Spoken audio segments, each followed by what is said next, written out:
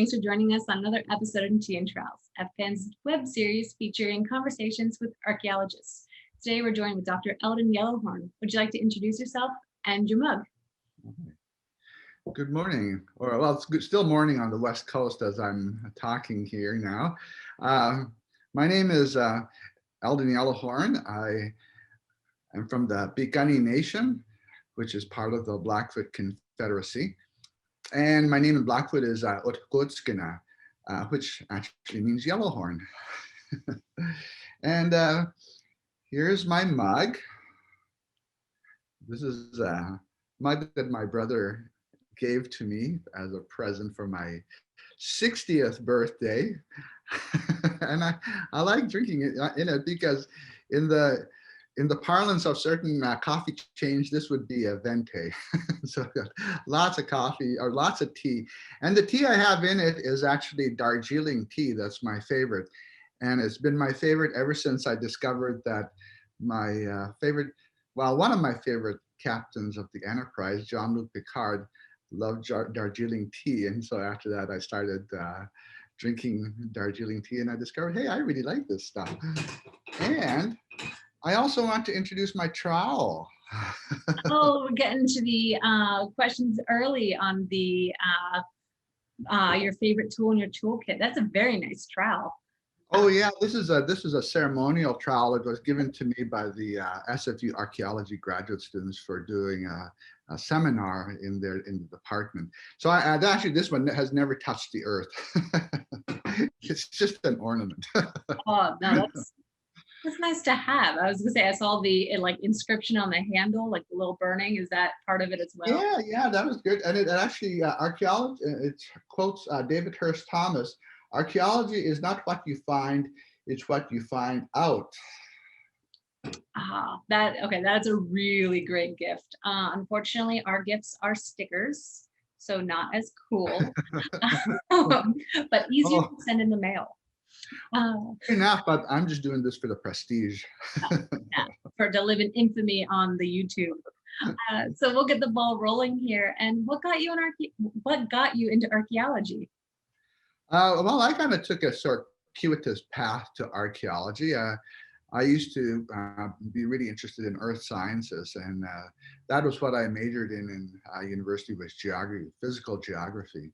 And I did all the neat things with air photo interpretation, satellite imagery and all the remote sensing, stuff like that. And then right after I got out of university, just as I was my last year at university, I got a job as a geologist assistant. And as part of that, I got to spend time in the Badlands excavating dinosaurs. And I really liked that, and then when I finished university and there happened to be the reserve where I'm from, there's a World Heritage Site right on the edge of the reserve called Head Smashed In Buffalo Jump. And they were going to be doing some excavations there that summer. So I got a job at the excavation, and then I went back to university to enroll in archaeology and find out more about it. And then I decided it was going to be my career. I love that. Nice little roundabout. I know quite a few they started off as archaeologists and then went the geology route. Afterwards, they're like, I'd rather do soil science. I like digging in the soil, but I just like the soil. So it's nice to see it also. It goes both ways. Yeah. So our next question is, what's your current research? I've always been dedicating myself to my Piikani ancestors, so Northern Plains archaeology has been a large part of my background. More recently, I have been involved with historic archaeology. I did a historic archaeology project on the reserve I'm from. And now I kind of started going into two paths. One of them, which is deals with Blackfoot language. Blackfoot language is an endangered language. So we've been working on different strategies to try and revitalize it, bring it back into more wide usage. And you know, people have tried different approaches, and but the approach I took was to invest in artificial intelligence and robotics, and to see if we can use that as a way. And in fact, I'm just a few weeks away from launching my first Blackfoot web chatbot. And in this chatbot, you know, it'll teach people the basics of grammar, Blackfoot grammar, but also have some simulated dialogue so that you could actually practice that. And the approach that we've taken is very much like Lego, you know, where you can take little Lego blocks and put them together. So all the components of like object, predicate, and you know, action are all in different silos, and you can pick and choose which one, and then in that way create sentences in Blackfoot, and you can of course hear them over and over again, so you can repeat, you know. And I thought, well, this is will be different because, you know, like certainly we can rely on elders, but there are going to be fewer and fewer fluent Blackfoot speakers.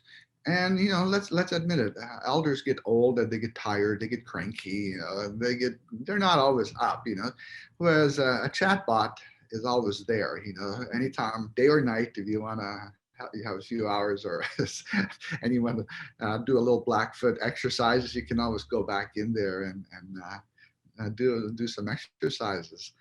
So it's always available, and you know, like my ultimate goal is I'd like to be able to make like little chatbot robotic toys that kids can play with, you know, and that these would be able to also teach Blackfoot as part of playtime, you know, because you know, the earlier you acquire a language, the longer it stays with you. And you know, I mean, I'm still a fluent Blackfoot speaker, even though I haven't lived there for most of my life, because I learned Blackfoot as a child, as I was in the home, as I was growing up, you know.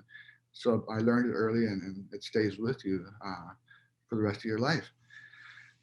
Yeah, so that's one path. It's doing linguistic work. You know, being in a department of Indigenous Studies, you do have that option of going in different directions. But I still also have ties to archaeology. In fact, I have another archaeology project going right now in Brandon, Manitoba.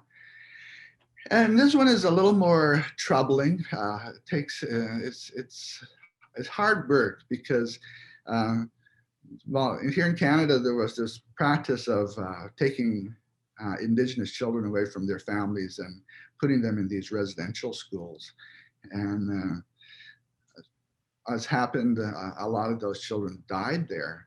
So there was a school in a town called Brandon, Manitoba, and well, there were cemeteries associated with the school because of the children who died there over the course. It was open for nearly a century, and when the school was finally abandoned, it was torn down, but these cemeteries are still there. They're just out on the landscape there, and nobody's, you know, there's no maintenance or anything about it. So what we're planning on doing is to excavate one of the cemeteries and to recover the remains. And in this case, our ultimate goal is to be able to repatriate them, and we're using DNA analysis. So we can take DNA from the remains and hopefully match them with relatives from the communities they come from. We don't know where they came from, so it really is like a big puzzle. But that's our goal, is to be able to restore their identities and to repatriate them to their home communities. Yeah, both of those paths sound phenomenal.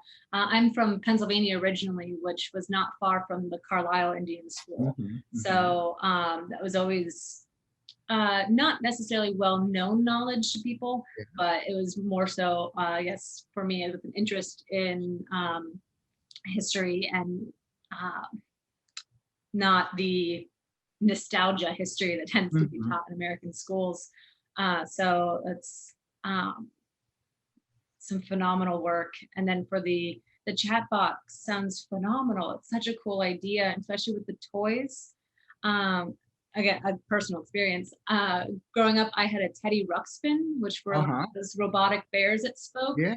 But my mom bought one off in a market in Philadelphia, and it turned out to be a French-speaking teddy ruxpin. Oh, there you go.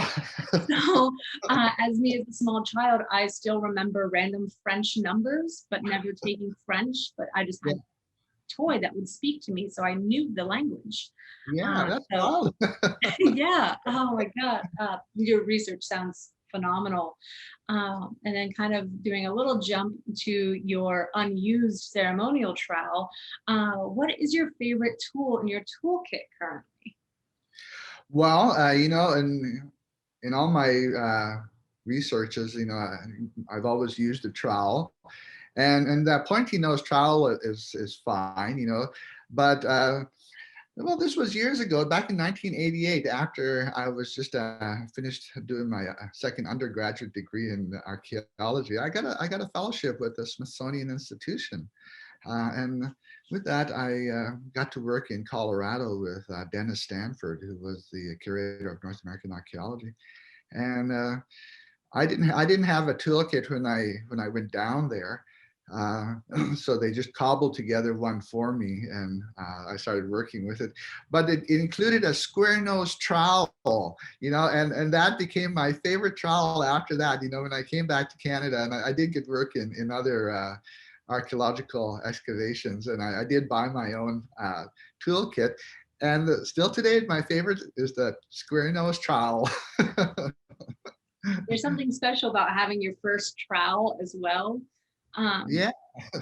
yeah, even if I'm not fully digging or on a project, I still have my first trowel with me no matter what, just so it can go to another site. I Yeah. it's a little it's a little materiality where my trowel has some agency where it's always active in my life with archaeology. So that's amazing about the fellowship and some field work, kind of keeping with the same general theme. What is your best or worst field story? Those stories that you can look back on and laugh. Oh, well, my best one is definitely when I went to Colorado and worked with Dennis Stanford, because that changed everything for me. Up until then, I was kind of content to, oh yeah, I can go and work at these archaeological digs, and I can get my fingernails dirty and stuff like this. But when I was down there, and just being surrounded by all these people who were so knowledgeable about archaeology, and of course, Dennis being, a famous guy, other people often came to visit, and just hearing their conversations and the stuff they were talking about. And then, just also Dennis, when he was so kind to me, and encouraged me that when I get back to Canada, I should apply to graduate school. And, so I got back to Canada, and that's the very first thing I did was apply to graduate school. And then he even suggested to me Simon Fraser University, because he knew a couple of the older professors there personally, and so I didn't even know about Simon Fraser University. And so I went there and did my master's. And then the next time I met Dennis was in 2009. He had come to a Canadian Archaeological Association to be our keynote speaker for the banquet. And I ran into him there, and by then I had my PhD.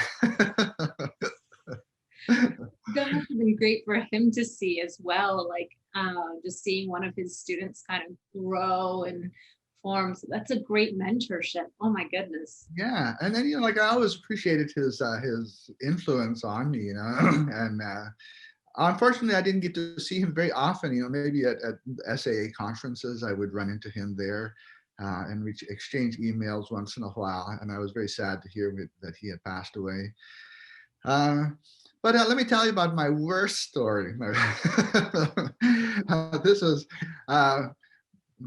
just as I was working on my PhD, and during the summer, I came back out to British Columbia to do some field work, just to gain some money and do a little experience.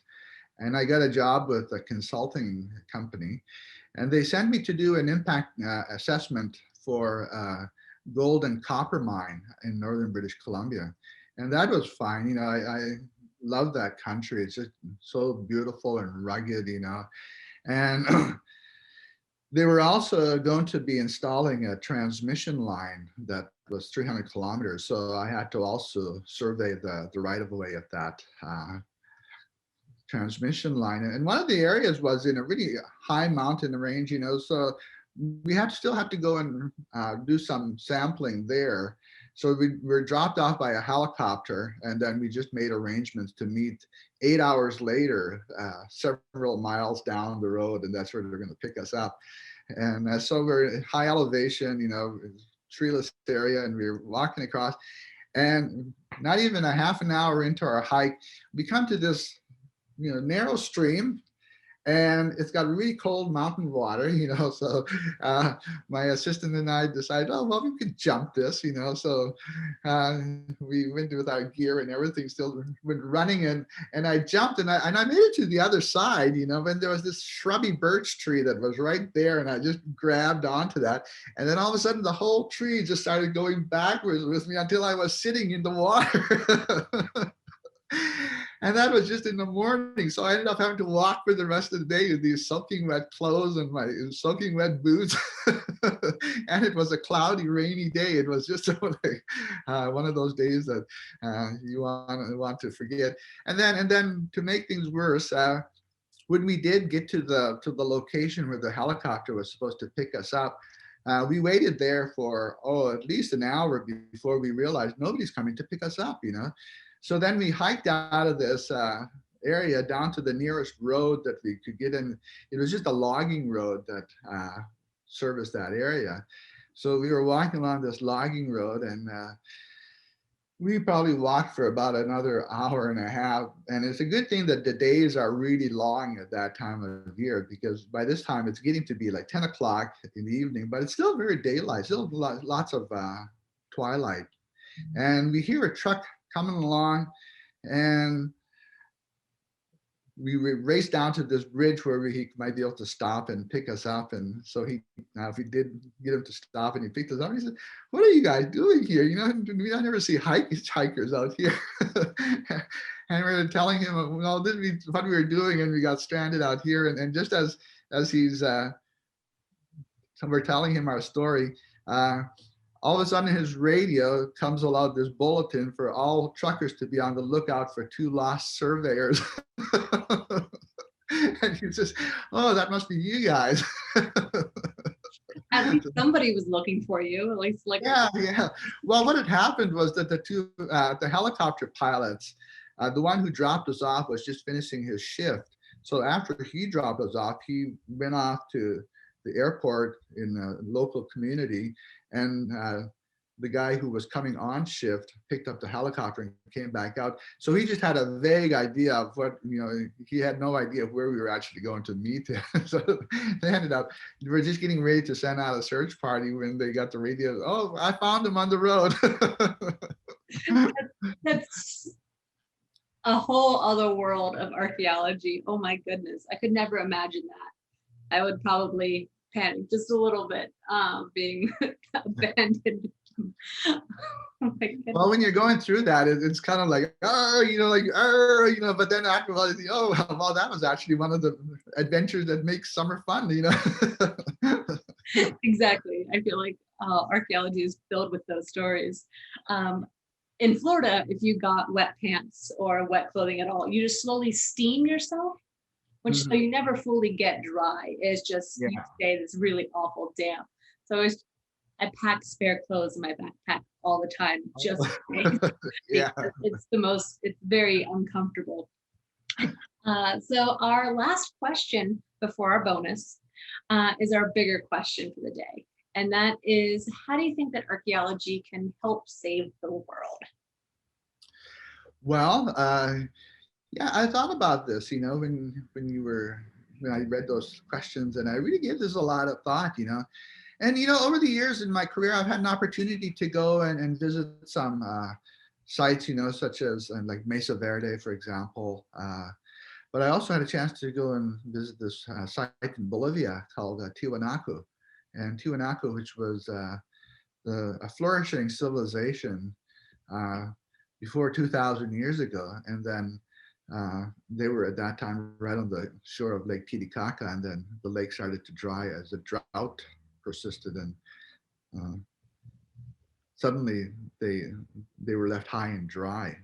So the community kind of went by the wayside, and it's really that's not untypical. I mean, like the archaeological record is littered with failed civilizations, and each one of them had thought that they'd solved it. You know that they they knew what the secret of longevity or whatever, but they all end up failing. And so as a result, you know, as archaeologists, we've always looked at uh, what causes civilizations to fail, and you know, there's that old adage that my old professors used to say is that civilization can be 1,000 miles wide, but it's only one generation deep, and that gives me a food for thought. You know, like how do we avoid that tragedy? You know, how do we make ourselves immune?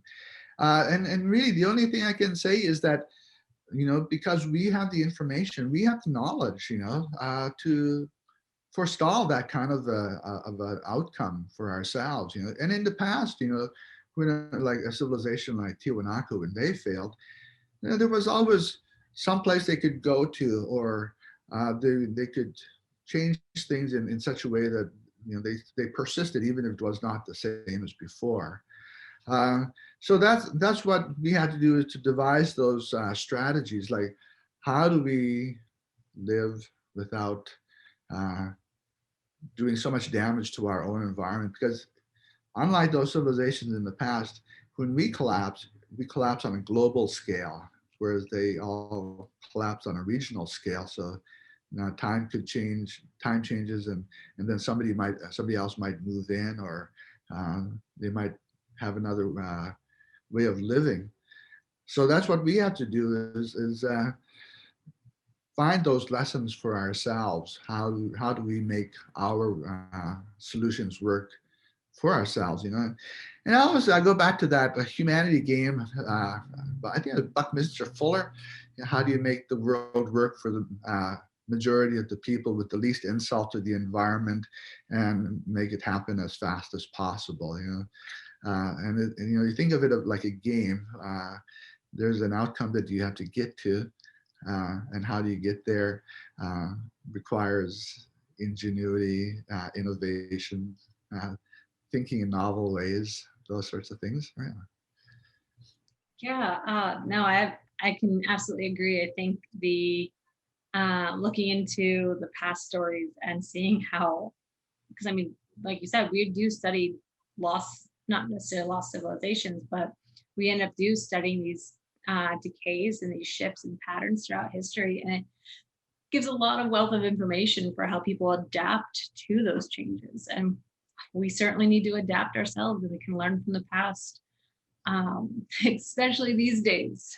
Especially, Yeah, yeah, and you know, like one through line that I've often, you know, when you look at old civilizations and what caused them to fail, invariably climate change comes into the picture, you know, or it's posited as a theory of what caused the civilization to fail. So climate change seems to be something that we had to pay a lot of attention to. We may not be able to change stop the climate from changing, but we can at least stop doing things that accelerate that change. yes, yes. Oh, that'd be very nice if we could start deviating away from some of our more destructive practices that we seem to be so dependent on as humans. Yeah.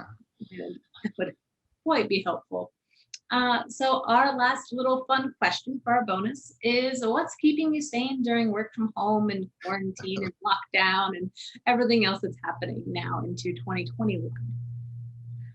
Well, I'll tell you what's driving me insane first is having a 17-year-old boy and trying to keep him interested in school and and in life in general, and coming out of his bedroom once in a while and experience the world. I take care of my nephew, and I've been, you know, like he's in grade 12 this year, and I'm trying to get him through, and you know, it's I guess one of those chores that, well, after a while, you know, when it's over, I'll miss it, you know. But irrespective of all the aggravations and all that, uh, what it does is he does give me a routine that, like I still have to get up every morning at 7:30 to get him ready for school and get him, out the door to the bus and stuff like this. So that part of the routine is actually quite a welcome distraction. And yeah, other than that, just I've got my writing. I do lots of writing. In fact, I just got a new book that I've just submitted the manuscript to the publisher, and we're starting to go to the next stage of copy editing and stuff like that. It's called The Sky Wolf's Call, The Gift of Indigenous Knowledge. And it's the third in a series of books that I've written with a co-author that are dedicated to young readers. And these ones are, the first one was about archaeology and mythology. The second one was more about history. And this third one is about environmentalism, indigenous knowledge, and science in ancient societies. Yeah, so it's kind of a mix of those three. Plus, I've also started I'm working on another book, which is quite far along. It's got about 8 chapters, nearing completion.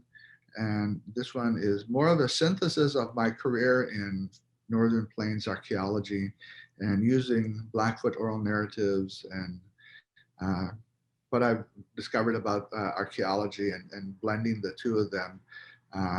So that one, which will be coming out very soon, it'll be more an academic book. Mhm. But yeah, that writing is a great distraction for me. They sound phenomenal. I'm going to have to add them to my shopping list for when I need to purchase more books. Oh, great. Well, this is the end of Tea and Trowels. Painless as always. So I just want to say thank you so much for appearing on an episode and chatting with us, or chatting with me, I guess I should say. So thank you so much, and cheers. Cheers to you too.